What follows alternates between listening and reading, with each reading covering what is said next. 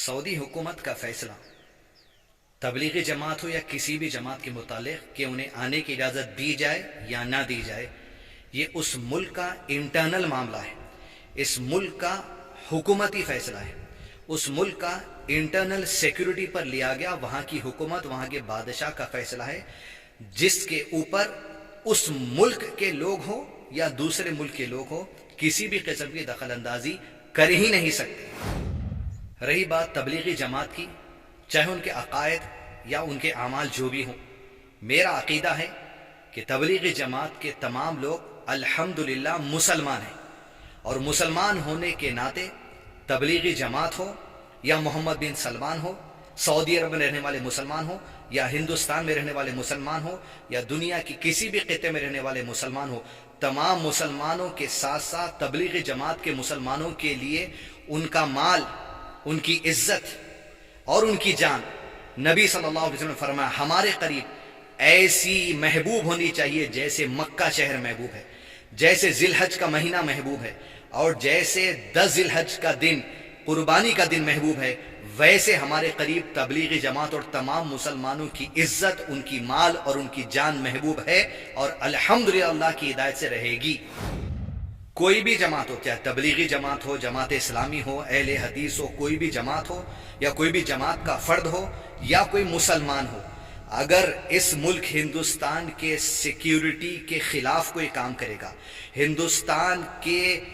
خلاف کوئی اگر کام کرے گا، دہشت گردانہ حرکت اگر کوئی کرے گا، نہ ہم اس کا سپورٹ کبھی پہلے کیے ہیں، نہ اب کرتے ہیں، نہ کبھی ایسے لوگوں کا سپورٹ کرنے والے ہیں، کیونکہ اس ملک میں امن قائم رکھنا ہر مسلمان کی ذمہ داری ہے اور ہر ناگرک کی یہاں کی ذمہ داری ہے۔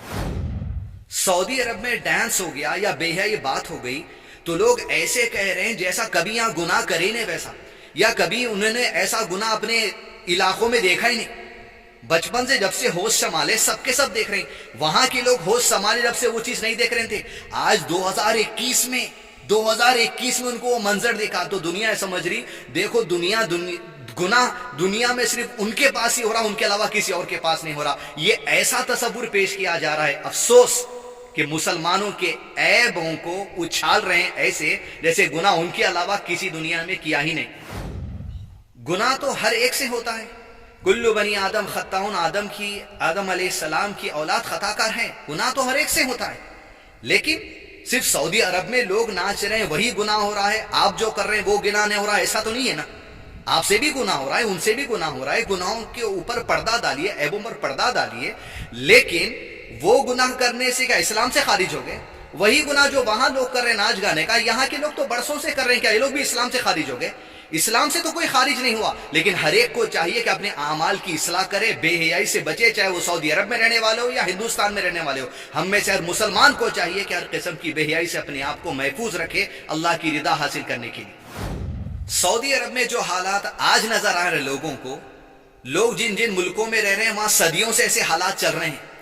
آج اگر ایسے حالات آئے تو تعجب ہو رہا ہے۔ ہمیں تعجب نہیں ہوتا، اس لیے کہ نبی صلی اللہ علیہ وسلم کی 2 احادیث ہمارے سامنے بات کو پہلے سے واضح کر چکی تھی کہ یہ حالات دنیا کے تمام علاقوں میں آئیں گے اور سعودی عرب کے علاقوں میں بھی آئیں گے، لیکن 2 جگہ چھوڑ کے۔ پہلی حدیث میں نبی صلی اللہ علیہ وسلم نے ارشاد فرمایا قیامت سے پہلے اسلام صرف حرمین تک محدود ہو جائے گا، مدینے کا حرم اور مکے کے حرم تک محدود ہو جائے گا، اب اس کے علاوہ سارے علاقہ جو سعودی عرب میں وہاں پر عمل ہوں گے لوگوں سے۔ اور تعجب کی بات یہ برسوں سے ہمارے ملکوں میں آ چکا، آج 2021 میں آیا تو لوگوں کو تعجب ہو رہا ہے۔ اور دوسری حدیث جو ہم کو سعودی عرب میں ہونے والے ان حالات کا پہلے سے اندازہ دے چکی ہے، وہ نبی صلی اللہ علیہ وسلم نے واضح طور پر ارشاد فرما دیا تھا کہ قیامت سے پہلے کعبۃ اللہ کو ڈھا دیا جائے گا۔ قیامت کی نشانیوں میں سے نشانی ہے کہ کعبۃ اللہ کو ایک حبشی آدمی آ کے توڑ دے گا۔ اللہ اکبر کبیرہ۔ اس سے کیا معلوم ہوا کہ علامہ شیخ عثیمین رحمہ اللہ لکھتے ہیں کہ مطلب یہ ہے کہ آس پاس کے رہنے والوں کا ایمان کمزور ہو جائے گا۔ ایمان کس سے کمزور ہوتا ہے؟ برائیوں سے کمزور ہوتا ہے، ناچ گانا شراب یہ تمام چیزوں سے کمزور ہوتا ہے۔ یہ حدیث تو نبی صلی اللہ علیہ وسلم نے پہلے ارشاد فرما دی، تبھی ہم کو اندازہ ہو چکا تھا جس دن ہم پڑھے تھے کہ یہ حالات تو ہونے والے الحمدللہ۔ لیکن اللہ ایسے حالات کی ہر شر سے ہر ایک کو بچنے کا موقع بھی دیتا ہے۔ کون آپ کو کھینچ کر لے جا رہا ہے کہ ناچو؟ کوئی آپ پر زبردستی کر رہا ہے؟ کون یہ کہہ رہا ہے کہ گھروں کے اندر سعودی عرب کے لوگ بیٹھے ہوئے تو انہیں نکال کر ناچ لے جا رہا ہے؟ اختیار کی بات ہے، جو جیسے چاہے زندگی گزارے، جو اپنے ایمان کو بچانا چاہتا ہے ایمان کو بچائے، جو جہنم کی طرف جانا چاہتا ہے جہنم کی طرف جائے، لیکن حکومت کو کچھ کہہ دینا یہ مناسب بات نہیں ہوگی. یہ ان کے فیصلے، وہ دنیا اور آخرت میں اللہ کو جواب دیں، جیسے آپ دنیا اور آخرت میں اللہ کو جواب دیں اپنے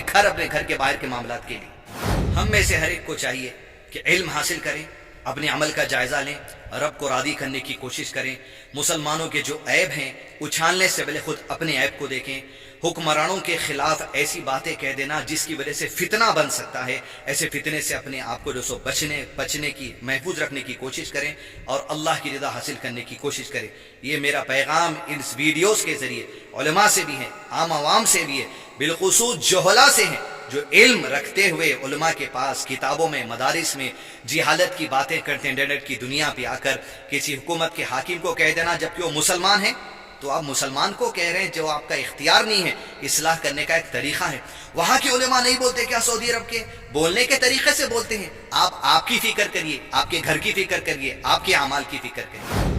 اور رہی بات عقیدے کی اصلاح کی، تبلیغی جماعت کے لیے ہو یا کوئی بھی اور جماعت کے لیے ہو، عقیدے کی اصلاح یعنی ہمارا بلیف، ہمارا یقین، ہمارا ایمان جو اللہ پر ہونا چاہیے، فرشتوں پر ہونا چاہیے، رسولوں پر ہونا چاہیے، کتابوں پر ہونا چاہیے، آخرت پر ہونا چاہیے اور اچھی بری تقدیر پر ہونا چاہیے. تو جو کچھ قرآن اور سنت میں جیسے کہا گیا، جیسے نبی صلی اللہ علیہ وسلم نے سمجھا اور عمل کیا، اور جیسے نبی صلی اللہ علیہ وسلم نے صحابہ کو سمجھایا، اور جیسے صحابہ نے سمجھا اور عمل کیا، اور جیسے صحابہ نے اپنے شاگردوں تابعین کو سمجھایا، جیسے انہوں نے سیکھا، اور یہی سلسلہ آگے چلتا رہا. جو حقیقی اہل السنہ والجماع ہے، یہی سلسلے کا جیسا عقیدہ ہے، جماعت تبلیغ کا بھی عقیدہ ویسا ہی ہونا چاہیے، تمام مسلمانوں کا عقیدہ ویسے ہی ہونا چاہیے. رہی بات عقیدے میں کسی بھی قسم کی بگاڑ کی، تو کسی بھی قسم کا کمپرومائز عقیدے میں بھی نہیں کیا جا سکتا. آپ کا جواب آپ کو دینا ہے، ہمارا جواب ہم کو دینا ہے، ہر مسلمان کا جواب اس کو دینا ہے اللہ کے بعد. لہذا عقائد کی اصلاح صحابہ کے طریقے پر کر لی جائے تو بہت بہتر ہے، دنیا کے لیے بھی اور آخرت کے لیے بھی.